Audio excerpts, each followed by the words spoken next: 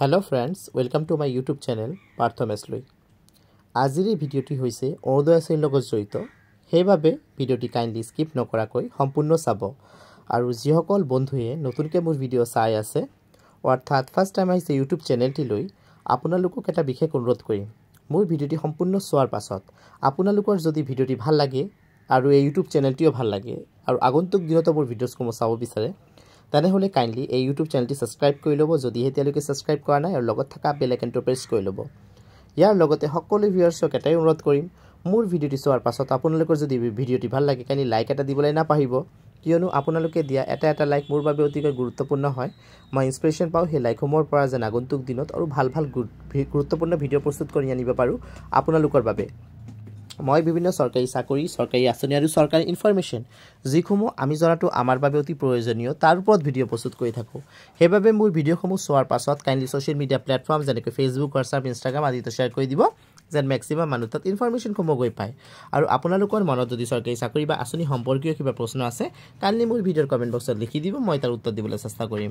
So বন্ধুসকল এতিয়া আৰু পলম নকৰাকৈ আজিৰ ভিডিঅ'টো আৰম্ভ কৰিছোঁ।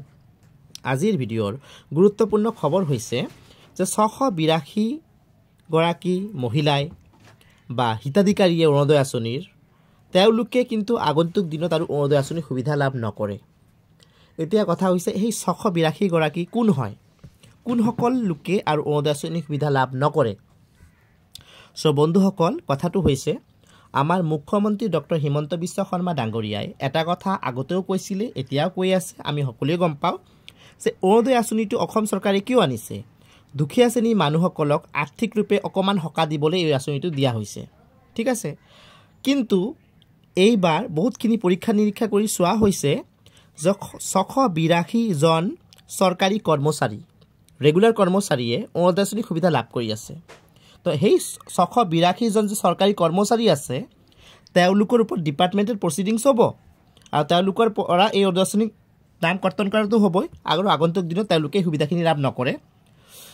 আৰু এটা গুৰুত্বপূৰ্ণ কথা যে এই যেহেতু এই আঁচনিটো দুখীয়া শ্ৰেণীৰ মানুহসকলৰ বাবে সেইকাৰণে আৰ্থিকৰূপে যিসকল সক্ষম হয় তেওঁলোকে ইয়াত এপ্লাই কৰিব নিজেই নালাগে এইটো মই ভাবোঁ অন্তত কিয়নো যিসকলৰ বাবে 1250 টকাটো গুৰুত্বপূৰ্ণ হয়তো আপোনাৰ পৰিৱৰ্তে এনেকুৱা এটা পৰিয়াল এই আঁচনিটো লাভ কৰিব পাৰিব যাৰ এইটো খুব প্ৰয়োজন হয়।